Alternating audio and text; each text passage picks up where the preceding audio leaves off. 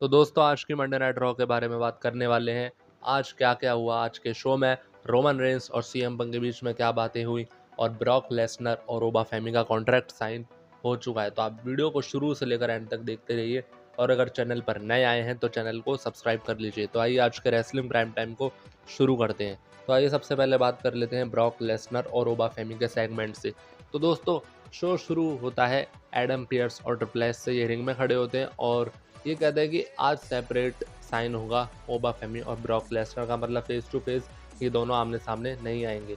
तो फिर अचानक से फिर पॉल हेमन आ जाते हैं अपना इंट्रोडक्शन देते हुए और फिर उसके बाद पॉल हेमन ब्रॉक लेसनर को बुला लेते हैं। फिर ब्रॉक लेसनर आते हैं, ब्रॉक लेसनर बिना देरी किए साइन कर देते हैं रिंग में और फिर उसके बाद पॉल हेमन थोड़ा बोलते हैं ओबा फेमी के बारे में और फिर ब्रॉक लेसनर पॉल हेमन से माइक लेकर बोलते हैं कि आने वाले टाइम में लोग उसका नाम लेना भी भूल जाएंगे।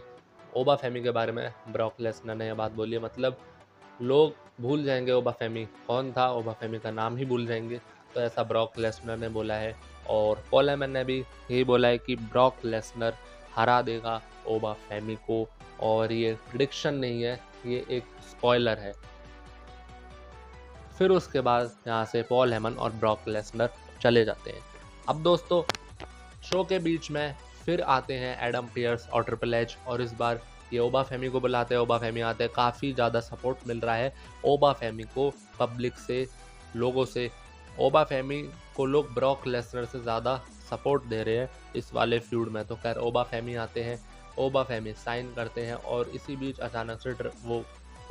अचानक से पॉल हेमन भी आ जाते हैं। यहाँ पर पॉल हेमन एक्नॉलेज करते हैं ओबा फेमी को कि ओबा फेमी एक अच्छा रेसलर है, एक तगड़ा रेसलर है, लेकिन फिर भी वो ये कहते हैं कि बीस्ट यानी ब्रॉक लेसनर तुम्हें हरा देगा। तो यहाँ पर दोस्तों हम सीधे बात करेंगे रोमन रेंस और सीएम पंक वाले सेगमेंट के बारे में। यही दो मेन सेगमेंट थे आज के रो में, वरना बाकी सब तो एक मतलब एक नॉर्मल सा शो बनकर रह गया। ऐसा शो लगता है कि जैसे हम वो देख रहे हैं एनएक्सटी, तो ऐसा लग रहा है देखने में। बाकी ये दो ही अच्छे सेगमेंट थे, एक ब्रॉक लेसनर ओबा फेमी वाला और ये रोमन रेंस और सीएम पंक वाला। बाकी शो ऐसा लगता है जैसे एनएक्सटी आ रही हो।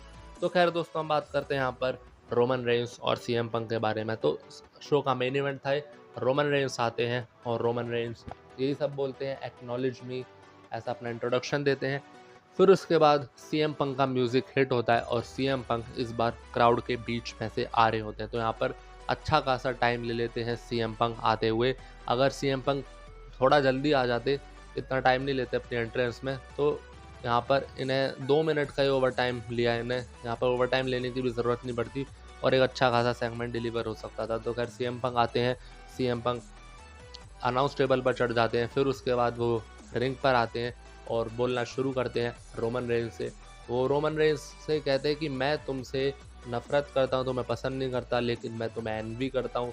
मतलब तुम्हें लोग सपोर्ट करते हैं, ऐसा मतलब आज सब एक दूसरे को एक्नॉलेज कर रहे हैं यहाँ पर। इसके बाद रोमन रेंस ने भी एक्नॉलेज करा था, अभी बताऊंगा उस बारे में।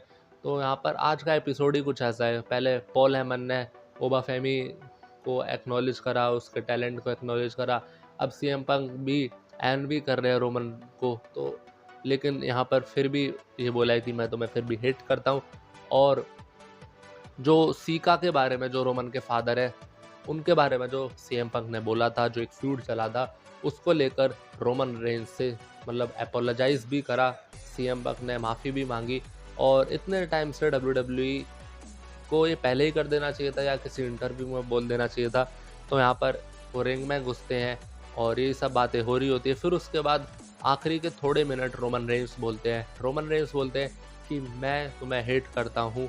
और आज काफ़ी एक जैसा सेगमेंट हो रहा है दोस्तों। तो यहाँ पर रोमन रेंस भी कुछ ऐसा ही बोलते हैं, एकदम सीएम पंक जैसा। वो बोलते हैं मैं तुम्हें हेट करता हूँ, लेकिन मैं तुम्हारी इस छवि को, इस पर्सनैलिटी को एडमायर भी करता हूँ कि तुम्हें लोग इतना पसंद करते हैं, तुम्हें इतना साथ मिल रहा है पब्लिक का, लोगों का। और जब तुम 10 साल के लिए इस कंपनी से गायब हो गए थे, तब भी लोग तुम्हारे नाम के चैंट करते थे। मैं भी ऐसा ही चाहूँगा कि जब मैं भी चला जाऊँ तो लोग ऐसा ही मेरे बारे में भी चैंट करें। तो यहाँ पर दोस्तों सेगमेंट खत्म हो जाता है। इससे पहले सीएम पंक ने रोमन से ये भी बोला था कि तुम सीका कि तुम एक रॉयल फैमिली में पैदा हुए हो रेसलिंग की, इसलिए तुम्हें सब कुछ आसानी से मिल गया है, लेकिन मैं स्ट्रीट्स में पला बड़ा हूँ और मैं खुद अपने दम पर ये रेसलिंग में नाम कमाया है, रेसलिंग ही मेरी फैमिली है, ऐसा उन्होंने बोला सीएम पंक ने। तो दोस्तों यहाँ पर जो सेगमेंट था वो हमें ठीक ठाक मिल गया देखने को, हालांकि कुछ खास नहीं था। रोमन रेंस बिल्कुल भी नहीं बोले, शुरू के एंड में बोले थे। यहाँ पर सबने एक दूसरे को एक्नॉलेज करा, लेकिन कहीं ना कहीं हिट भी करा। तो यहाँ पर शो पर ब्रॉक लेसनर भी थे, रोमन रेंस भी थे, ओबा फेमी, सीएम पंक, ये सब थे, लेकिन फिर भी शो काफ़ी शांत और ढीला ढीला सा रहा है। कोई भी शो में ब्रॉल ये सब देखने को मिला ही नहीं। और बाकी के रेसलर सुपरस्टार तो आप जानते ही हैं, वो सारे NXT जैसे टैलेंट हमें देखने को लगते हैं, उनमें कोई भी पुराने लेजेंड्स वाली बात है ही नहीं। तो यहाँ पर दोस्तों यही दो मेन सेगमेंट थे, इन्हीं दो राइवलरीज पर आपको फोकस करना है। रॉ में ब्रॉक लेसनर और ओबा फेमी का फ्यूड, और रोमन रेंस और सीएम पंक का फ्यूड। और स्मैकडाउन में सिर्फ एक राइवलरी है, वो है कॉडी रोड्स और रैंडी ओटन की। ड्रू मैकइंटायर की जो राइवलरी है वो रियून हो चुकी है पूरी, क्योंकि ड्रू मैकइंटायर के साथ जोड़ दिया है WWE ने जेकब फाटू को। ड्रू मैकइंटायर की रेसलमेनिया पूरी तरीके से रियून हो चुकी है और ड्रू मैकइंटायर को टाइटल मैच मिलना चाहिए था। तो खैर दोस्तों, आज के वीडियो में यही अपडेट्स थे। ऐसे ही वीडियोस पाने के लिए चैनल को सब्सक्राइब कर दीजिए और बेल आइकन को प्रेस कर दीजिए। तो चलिए मिलते हैं अगले वीडियो में।